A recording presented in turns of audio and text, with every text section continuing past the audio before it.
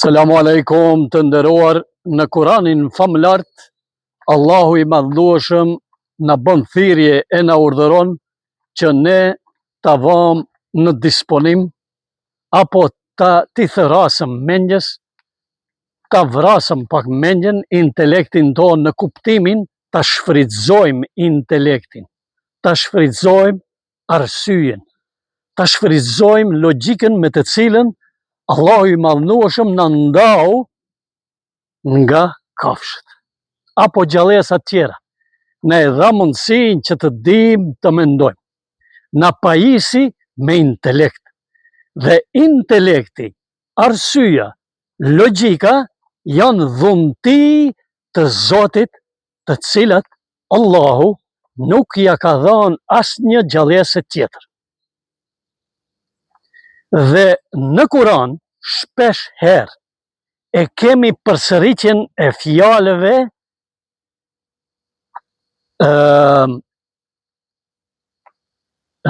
likaumin yaqilun. Likaumin yaqilun, për ata të cilët nuk merren shumë me arabishten, i bjen parafërsisht njerëzit të cilët kuptojnë. Pastaj e kemi fjalën likaumin yetefekkerun, njerëzit të cilët mendojnë, ose ata të cilët mendojnë. Pastaj e kemi fjalin li ulil elbab, pra ata të cilët dinë, që posedojnë dije. Dhe ju a e vërejtët këtu një gjë, se Allahu kur na thot li ulil elbab, nuk na e përdor nuk e vë askund fjalin apo termin që do t'ishte i përveçëm dhe që do e veçonte një kategori nga njerëzit që dinë e që do i quante hoxhallar. Ne kur e ndëgjojmë, apo ju kur e ndëgjoni fjalën ulum, ulum është diçka që është bazë, që vjen nga ilm, nga ajo që është shkencore, studimore. Dhe jo rastësisht, pas vdekjes së pejgamberit të Allahut, hoxhallarët e kanë shpik terminin ulama, që në përkthim të lirë do të ishte më adekuate të përkthehej ata njerëz të dijes. Mirë po, çka bën këta? Këta e bën si e bën për ta kontrolluar popullatën e thjesht, të zakonshme, me këtë ulema ata e përvetësuan për vetvete. Dhe çka than ulema mund të jetë vetëm hoxhallarët. Ulema nuk mund të jetë një matematicien, nuk mund të jetë një specialist i medicinës, një kirurg i cili ta nxjerr zemrën mbi tavolinë, punon mbi te ato nervat, ato arterjet që nuk i sheh vetëm me mikroskop, dhe përsëri ta vendon, ta qep së bashku, ta them ashtu thjesht, në fjalorin popullor, dhe pas kapërcimit, pas kalimit të anestezisë, të asaj vuarjes në gjumë, ti qohesh, dhe nëse don Zoti i plotfuqishëm, sepse mjeku ka qenë sebepi, ka qenë shkaktari, ai specialisti i zemrës që të ka operuar. Por Allahu e ka vendos që ti të jetosh edhe ca vite tjera dhe të ndjehesh normal, mirë. Dhe ti qohesh në kam dhe vazhdon të jetosh. Përderisa ta ka shkruajt të jesh gjallë. Dhe sipas këtyre XY hoxhallarëve, pseudo hoxhallarëve, ki specialisti i kirurgjisë nuk është dietar.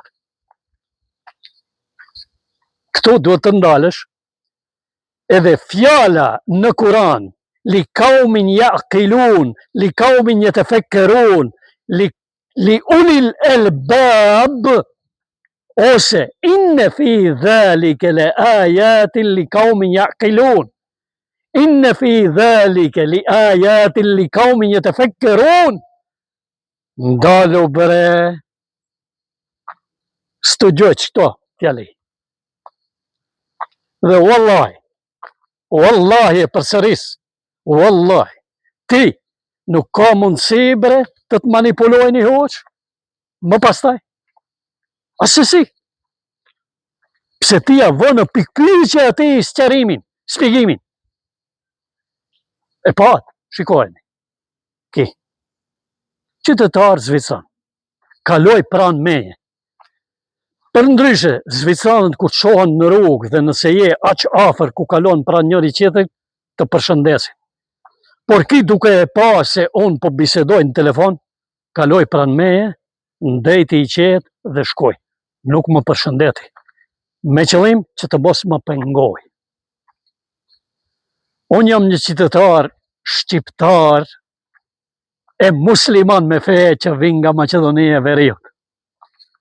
Dhe shikoni që e shfrytëzoj këtë mirë të Zvicrës gjithandej. Kam dalë në mal dhe po bëj video. Askush nuk më pengon.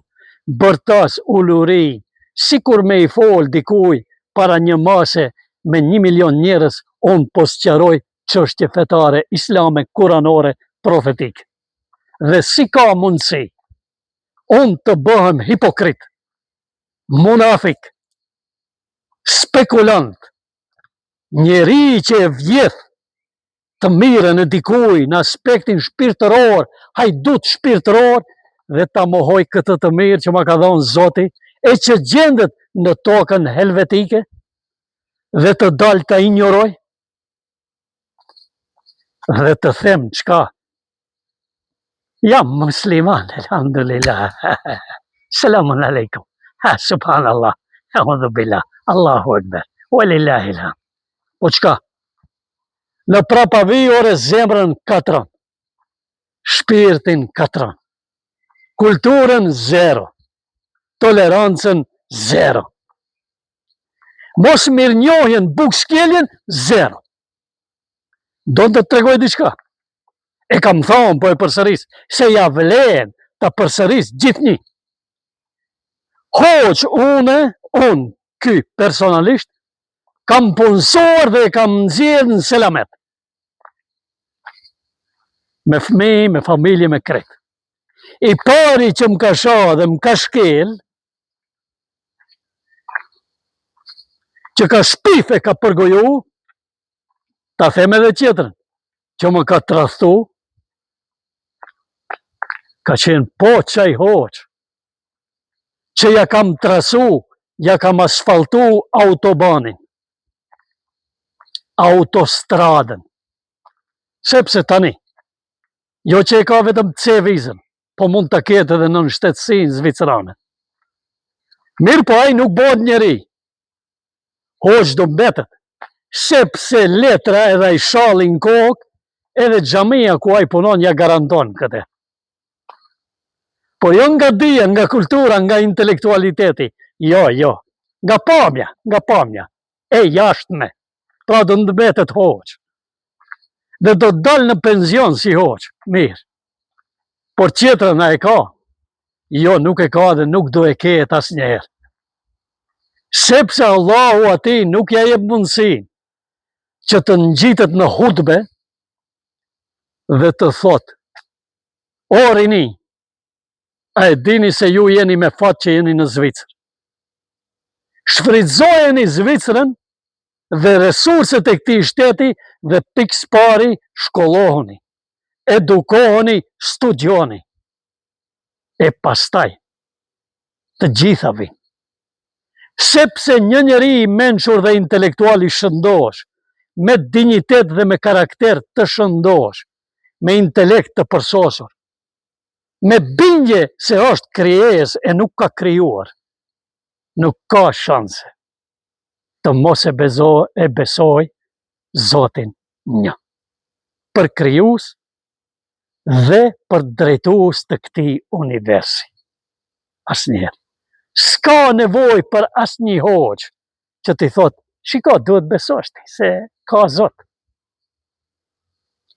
Por çka nëse ajo rini mbetet e pashkolluar dhe mendon se sëll vetëm nëpërmjet mjekrës dhe nëpërmjet ruarjes së mustaqeve, mos duket kushogëll si këtu, dhe nëpërmjet ruarjes së flokëve, por sa ma e madhe mjekra, dhe kur të hyjë në namaz me tjerët, sa ma shumë t'i zgjanoje kamët, sa falë pejgamberi ashtu, e t'i vene dorët deri këtu nalt, se ashtu që ka falë Muhamedi, alayhi salatu wassalam, se kje ka pa, ka ndejt mbas atij, por kje di ke ndëgjon, Ibn Taymiyyah, që 700 vite pas pejgamberit të Allahut ka lind, 700 vjet, s'kam kur gjo kundër, mund të ketë qenë hoqë i mirë.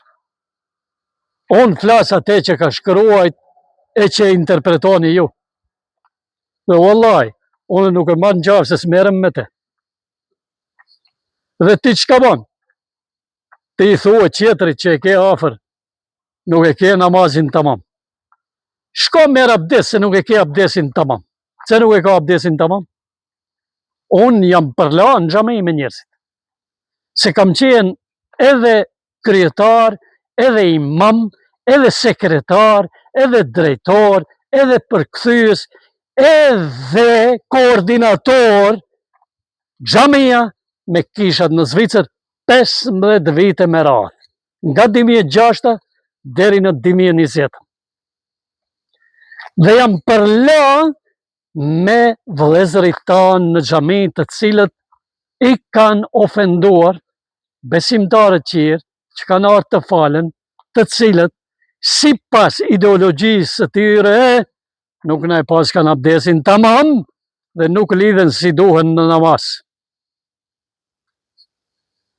Allahu në Kuranin famëlart në surën El Maide e sqaron shumë bukur marrjen e abdesit, shumë thjesht, 4 gjëra. Larja e fytyrës, larja e krahëve deri në byryl, dhënia mes flokëve me duart të lagët dhe larja e këmbëve. Nuk na urdhëron Allahu neve të bëjmë tush në Kuran. Gusli apo larja komplet e trupit ka punën e vete. Ti mund të lash, s'ka problem, nuk e ke ndaluar.